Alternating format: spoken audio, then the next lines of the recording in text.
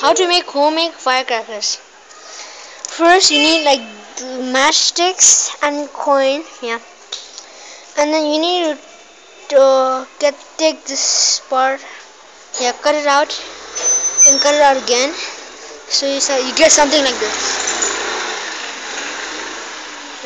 and then you assemble it like this. Like put the coin down and then put the paper, this thing, and then put the matches like that, and assemble it like that. 4 should be enough. You can put more if you want. And then put this, you then put this like face down to the matches. And then you something like this. Now you get the other coin,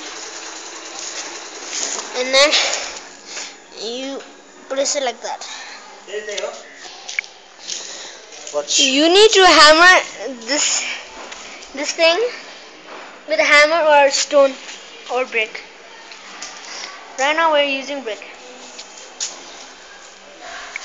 Count down 3, 2, 1.